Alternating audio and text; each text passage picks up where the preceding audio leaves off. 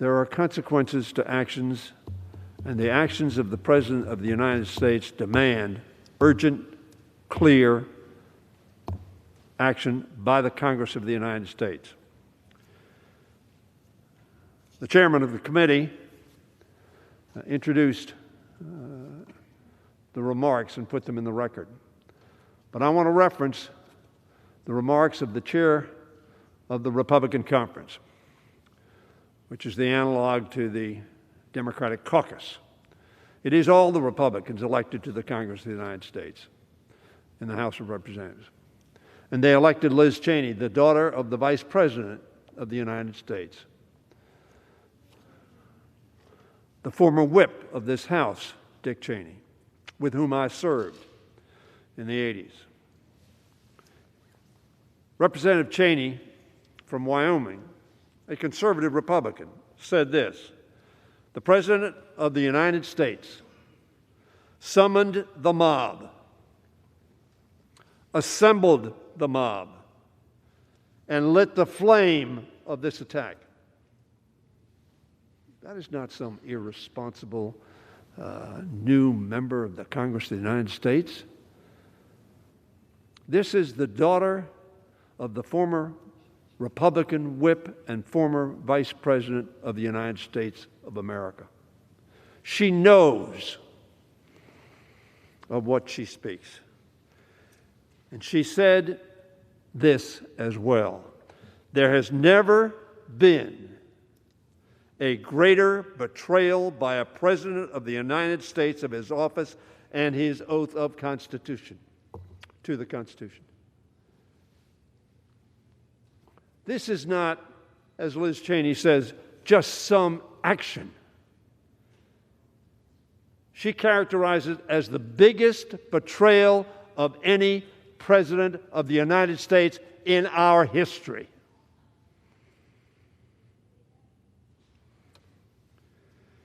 Mr. John Katko, not a backbench Republican who just got here and doesn't know what's going on. Mr. John Katko, who is the ranking Republican on the Homeland Security Committee, says this: "To allow the President of the United States to incite this attack without consequences is a direct threat to the future of democracy." This is not some backbencher on your side of the aisle, on their side of the aisle, Mr. Speaker. It reflects the sense of outrage, the sense of historic dissimilarity from the actions of any previous president. And then Mr. Adam Kinzinger, member to the NG Commerce Committee, a senior member from Illinois. So I have a member from Wyoming, a member from Illinois, and a member from New York. There will be others on this vote who will join them. And Mr. Kinzinger said this: if these actions, he hasn't had any hearings, he doesn't need any long, drawn-out consideration. If these actions are not worthy of impeachment, then what is an impeachable offense? There is no doubt in my mind that the President of the United States broke his oath and incited this insurrection.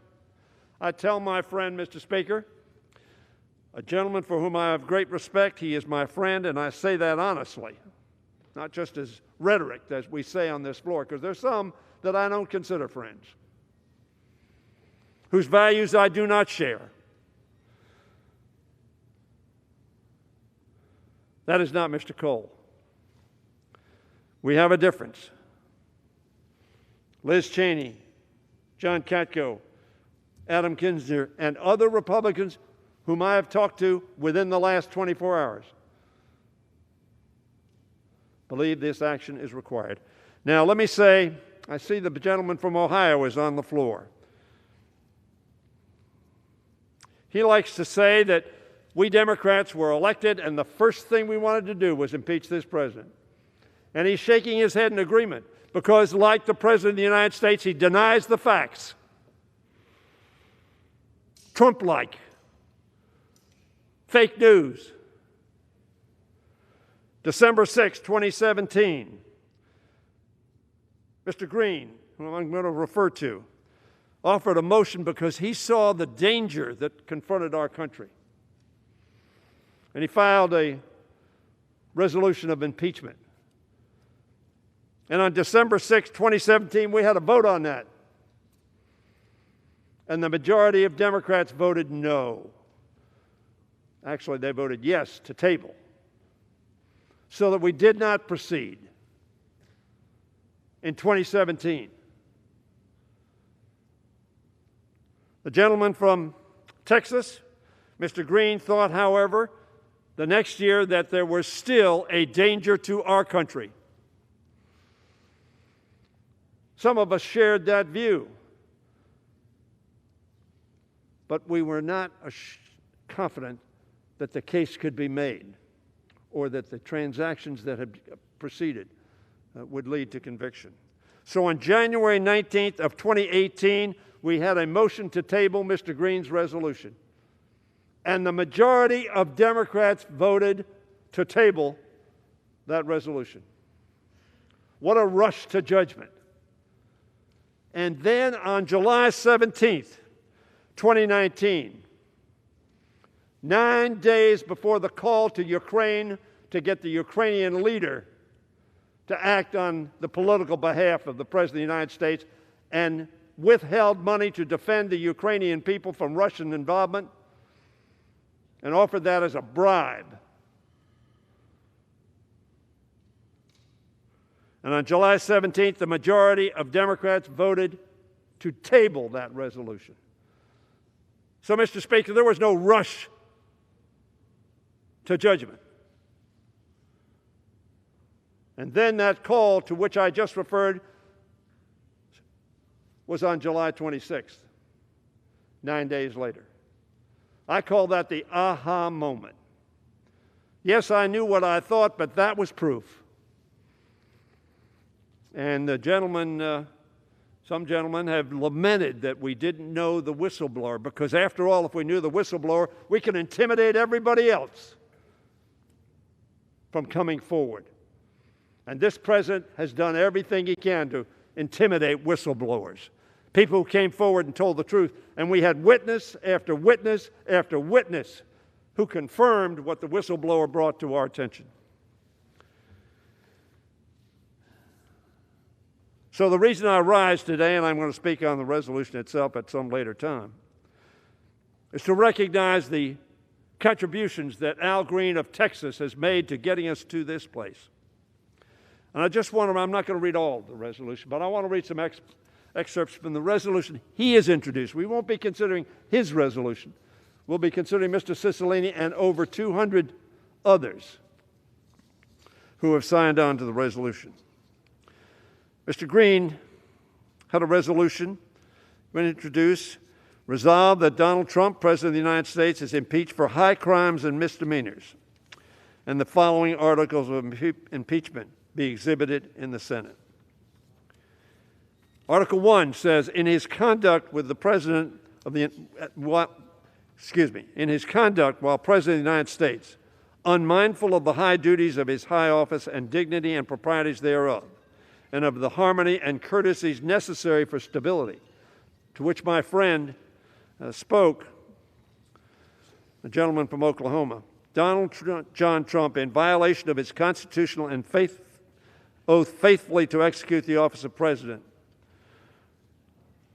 has harmed the society of the United States, brought shame and dishonor to the office of the President of the United States, sowing discord among the people of the United States by weaponizing hate for political gain. He went on to say on January 6, 2021, in a speech at the National Mall, President Donald Trump weaponized the hate and that resulted in violence, the deaths of multiple people, an assault on democracy, and an insurrection against the Capitol of the United States of America by inciting a mob. Who said that? Liz Cheney said it, and Al Green said it. infected with white supremacists, carrying a rebel flag, erecting a gallows structure with a noose, wearing shirts and hateful messages, such as Camp Auschwitz, work brings freedom, and MAGA Civil War, January 6, 2021. MAGA Civil War. They had the hats on of the army of MAGA, which I refer to as Make America Grieve Again. We grieved at Fort Sumter. We grieved on December 7th, 1941, and we grieved on 9/11. And yes, we grieved on January 6th of this year.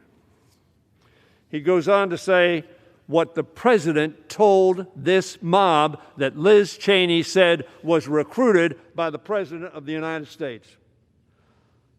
And I quote, this is the president talking to this mob. All of us here today do not want to see our election victory stolen by a bold and radical left Democrats, like the Secretary of State in Georgia and the governor of Georgia, which is what they are doing, and stolen by the fake news media, inciting, riling up, creating anger with the fake news and lies that the President of the United States said to these folks. That is what they have done and what they are doing, the President continued. We will never give up. We will never concede. It doesn't happen. You don't concede when there's theft involved. And so what did they do? Incited by this president, as Liz Cheney said, as John Katko said, as Adam Kinzinger said, and frankly, what Secretary Chao acted upon, and what the Secretary of Homeland Security acted upon,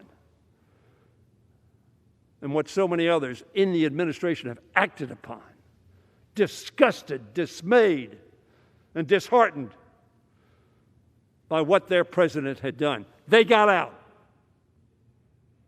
They quit. The president further emboldened them, saying, this is the green resolution. We're not considering it, but it is the green resolution. The president further emboldened them, saying, you will never take back our country with weakness. We had a display of non-weakness, criminal, insurrection-like conduct, recruited by and deployed by the President of the United States to come to this Capitol and stop the steal. The steal, of course, was we assembled accepting what all the courts that considered it said was a fair and accurate election of Joe Biden and Kamala Harris as President and Vice President of the United States. After his National Mall speech, a mob of his supporters proceeded to the Capitol complex. We know that. And so Mr. Green's resolution ends with, wherefore, to prevent national harm to our society, Donald John Trump, by such conduct, warrants immediate impeachment trial and removal from office and disqualification to hold and enjoy any office of honor, trust, or profit under the United States Constitution and the 14th Amendment. So in conclusion, Mr. Green is going to speak after me, but in conclusion, Mr. Speaker, let me tell my friend Mr. Cole, I've been here some time. He has as well. I've served with Ronald Reagan, with George H.W. Bush, and George Bush. I had respect for all of those presidents. They cared about our country. They honored our Constitution. And they executed the duties of their office consistent with the Constitution and laws of our country. That is not true of this president. And therefore, he ought to be removed. And we have that opportunity to do so. Is there little time left? Yes. But it is never too late to do the right thing. I yield back the balance of my time.